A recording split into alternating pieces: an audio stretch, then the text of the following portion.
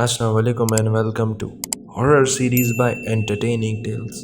امید ہے کہ آپ سب خیر خیریت سے ہوں گے اور آپ کو میری ہارر سٹوریز پسند آ رہی ہوں گی۔ مردان سے ایک طویل فاصلے پر ایک گاؤں ہے۔ وہ گاؤں ایک جاگیردار کی ملکیت ہے۔ اس گاؤں میں 3 ایکڑ پر مشتمل اس کی ایک بہت ہی بڑی، پرانی اور عالی شان حویلی ہے۔ یہ حویلی اس جاگیردار کی نسل در نسل سے چلی آ رہی ہے، پر آج وہ حویلی آسیب زدہ ہے اور اندھیرے میں ویران پڑی ہے۔ اس گاؤں کے جو رہائشی بوڑھے ہو چکے ہیں، ان کا کہنا ہے کہ آج سے 40 سال پہلے ایک جاگیردار رہا کرتا تھا۔ وہ پورے گاؤں پر راج کرتا تھا۔ اس کی کئی ہزار ایکڑ زمینیں تھیں اور انتہائی ظالم انسان تھا اور عیاش طبیعت کا حامل تھا۔ وہ اکثر رات کو اس حویلی میں شراب اور رقص کی محفلیں سجایا کرتا تھا۔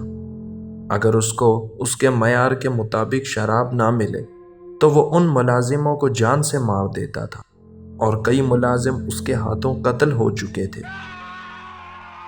یہاں تک کہ جو عورتیں رقص کرنے آتی تھیں وہ بھی اس سے ڈرتی تھیں۔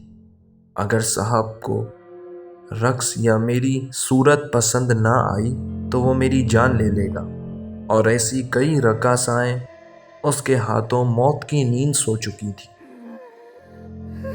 اس جاگیردار کی ایک خاص رقاصہ تھی جو اس کی ہر محفل میں آیا کرتی تھی۔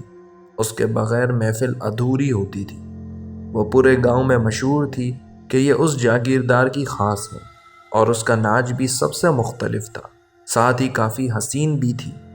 جبھی وہ جاگیردار کی خاص تھی، جس کی وجہ سے اس کا کافی چرچا بھی تھا۔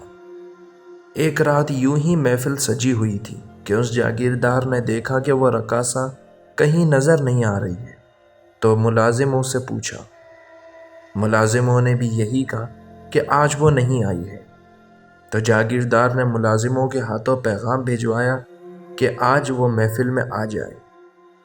لیکن اس رقاصہ نے انکار کرتے ہوئے کہا کہ آج میری طبیعت ٹھیک نہیں۔ جب جاگیردار کو یہ پیغام ملا تو اس ظالم نے اس پر رحم کرنے کے بجائے یہ کہا کہ اگر وہ آج نہیں آئی تو اس کی خیر نہیں، مجھے ہر حال میں وہ یہاں چاہیے۔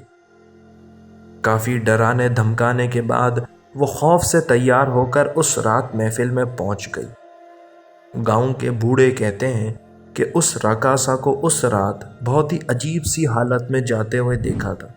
وہ کافی بیمار لگ رہی تھی۔ اس رات کے بعد وہ پھر کبھی نظر نہیں آئی۔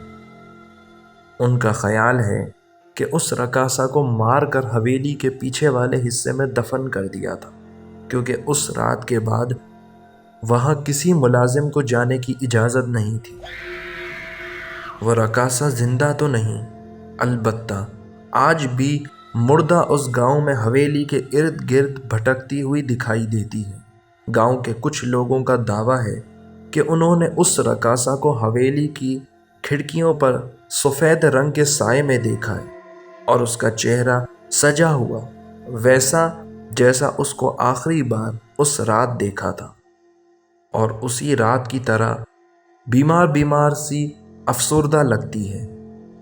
جو جاگیردار سمیت اور لوگ اس حویلی میں رہتے تھے، ان کو رات میں بند کمروں میں دروازہ کھٹکھٹانے کی آواز سنائی دیتی تھی۔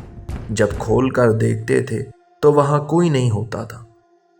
سوتے وقت باتھ روم سے پانی استعمال کرنے کی آواز سنائی دیتی تھی۔ جب اندر جا کر دیکھتے تھے تو وہاں کوئی نہیں ہوتا تھا، اور تمام نل فل پریشر سے کھلے ہوئے ہوتے تھے۔ اسی طرح رات کو اکثر اس حویلی سے بہت زور و شور سے درد بھری چیخوں کی آوازیں سنائی دیتی تھیں۔ بیک وقت کمروں کی چھت اور کمروں کے اندر چلنے کی آہٹ، پائل کی چھم چھم سنائی دیتی تھی، اور ناچنے کے انداز میں پاؤں نظر آتے تھے۔ یہ سب کچھ تو ہوتا رہا، لیکن حویلی میں رہنے والوں میں اکثر کی موت واقع ہو گئی۔ کچھ بھاگ گئے، اور اس جاگیردار سے اس نے اپنا بدلہ ضرور لیا۔ ایک صبح وہ جاگیردار اپنے بستر پر مردہ حالت میں پایا گیا۔ اس کی آنکھیں پھٹ کر باہر نکلی ہوئی تھیں اور ان سے خون بہہ رہا تھا، اور جسم پر خوفناک خراشوں کے نشانات تھے۔ دیکھنے والے اکثر اس کی حالت دیکھ کر موقع پر ہی بے ہوش ہو گئے تھے۔ جو ظلم اس جاگیردار نے کیے تھے ان کا بدلہ اسے ملا۔ اس واقعے کو 35-40 سال گزر گئے ہیں، لیکن آج بھی اندھیرے میں ڈوبی ہوئی اس حویلی میں اسی رقاصہ کی روح نظر آتی ہے۔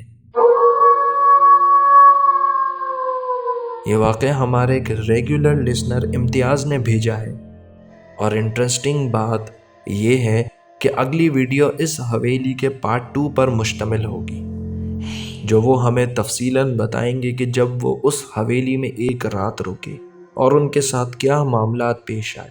کافی انٹرسٹنگ سٹوری ہوگی۔ آپ چینل کو سبسکرائب کر لیں اور ساتھ ہی بیل آئیکن پریس کر کے آل نوٹیفیکیشن آپشن آن کر لیں، تاکہ اس خوفناک حویلی کا پارٹ 2 آپ کو بذریعہ نوٹیفیکیشن مل سکے۔ اپنا بہت سارا خیال رکھیں۔ خدا حافظ۔